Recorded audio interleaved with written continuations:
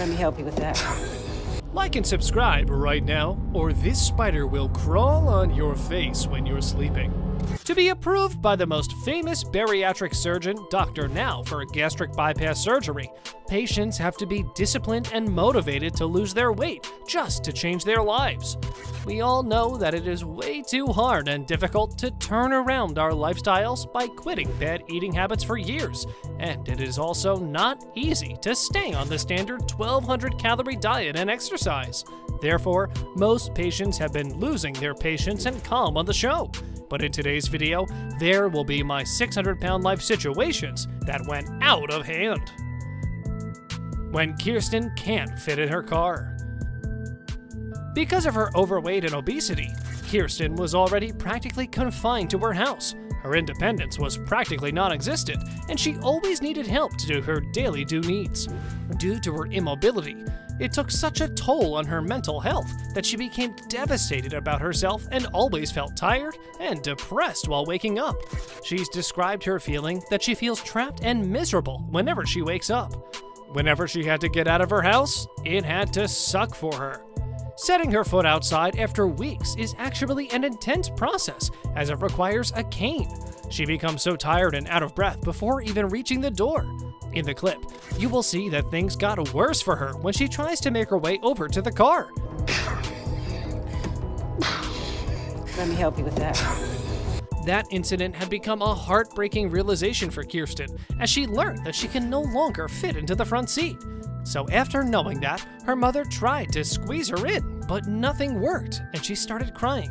I mean, just imagine the disappointment and embarrassment she must be feeling at that time. As through doors, barely being able to fit into her shower or into a car. I'm scared I'm gonna fall. You don't have far to go. Can be such a disappointment. Here's a clip of that heartbreaking moment for Kirsten. I can't do it. You want me to try it again? I can't, honey. Lisa and her junk food stash. Just imagine that Dr. Now set a goal for Lisa to lose 30 to 40 pounds by her next visit at his place and sent a nutritionist over to her place to help her along the way. What would have happened? Well, when the nutritionist started to go through the fridge while Lisa started doing side eyes from the bed, the nutritionist didn't take too long to find some questionable items from her fridge, as there were some donuts, 2 pizza rolls, ice cream, and lasagna hiding in the freezer. Lisa started claiming that she is innocent, and all that belongs to her boyfriend, Hubert. But if you ask me, it's a crystal clear lie to believe that the whole stash of junk food was all of Hubert. In fact, if they both share the stash, then it is clear that she isn't going to be losing those 30 to 40 pounds anytime soon.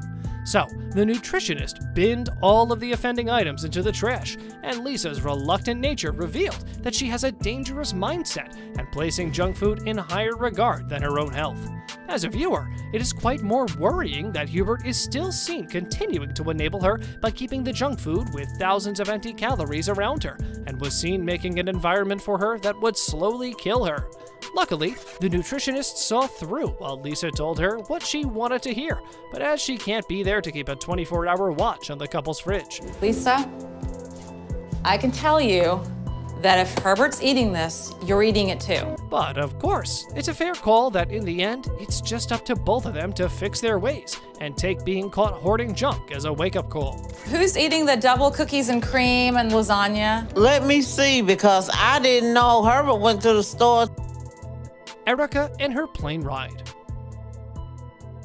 To seek help from Dr. Now, Erica's last hope was a plane ride away in Houston, Texas, where she could meet Dr. Now, who could do her gastric bypass surgery. Like other patients, but this is my only chance. I have no other options. She also desperately wanted to change her lifestyle.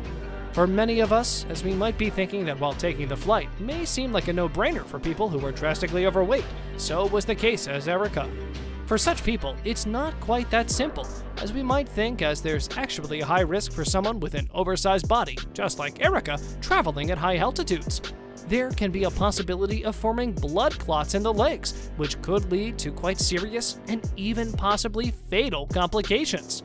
Because of her size, she had to pay triple the cost of a normal plane ride, as she had to take up the entire 3-seat aisle to adjust comfortably. Just imagine for a second how embarrassing that must have been for her. First trip to somewhere and traveling like that? Here's a clip of that very sad and tragically depressing moment of her life. Keep going, Erica, pick up. They already made me buy a whole aisle. Ashley dependent on her 5-year-old son. Ashley has been seen struggling to retain what independence could feel like as she clings onto it. According to her, she was quickly losing all scraps of her ability to do things due to her immobility. In her case, as more pounds piled on, more and more household work had fallen on the shoulders of her son, Patrick. By the way, unfortunately, most patients on the show came who had children whose lives became overtaken by taking care of their parents. Ashley's 5-year-old son, Patrick, was one of them, as he had to grow up far faster than he required.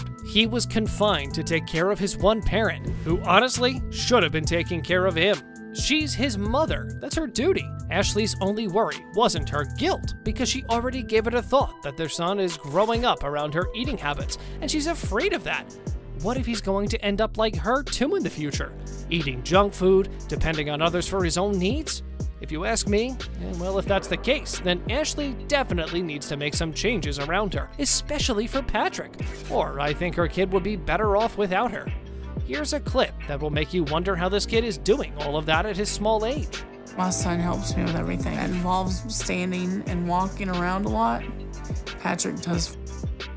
Stephen Asante and his painkiller addiction.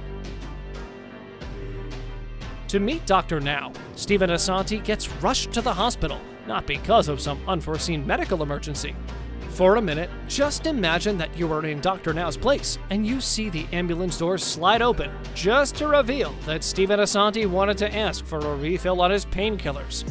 I told you, you are not gonna get any pain medicine from this point on. Without developing a dependence and knowing zero boundaries, Stephen came back against Dr. Now's orders because he already knew that other hospitals were useless and unwatched for him, and those hospitals would send him to jail if they saw him coming in asking for painkillers. If he ever tried to take that risk, he would have to pay the price with his insurance being canceled, and free ambulance rides would be canceled as well. He even stole Justin's pain medications once to calm his addiction. According to Dr. Now's speculation, if he keeps up with this kind of behavior, he'll soon be paying with his life. You're not gonna get any refill on pain medication.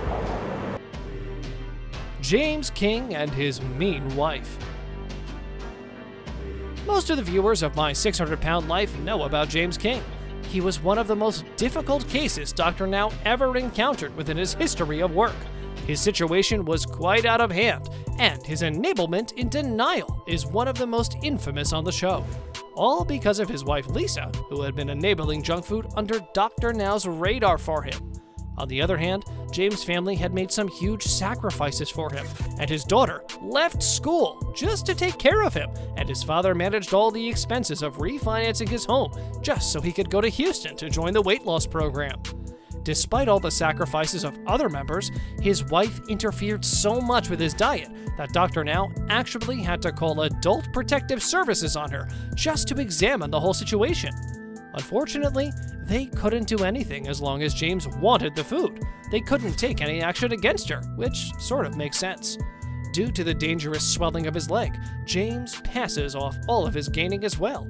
But Lisa stood by his words and kept claiming that, after all, by her count, he's supposedly only eating 900 calories a day, so it's impossible that he could have gained so much. Saying you need help? We don't have to be degraded and put down like that. We're trying. Dr. Now didn't stand for any of her statements, as he has seen through so many couples' lies and denial that Lisa is sneaking him food. Here's a clip of the very harsh lecture that Dr. Now gives both of them. You think it is because you drank a lot of liquids, but in reality, you're gaining a lot of weight again. It's not because your body is retaining fluid. Your leg is swollen because you gained a lot of weight. That's all, folks. Thanks for watching. And if you guys found it interesting, I would very much appreciate it if you comment down below about the video and leave the thumbs up. Last but not least, don't forget to subscribe to our channel and hit the bell icon to get updates related to our latest videos.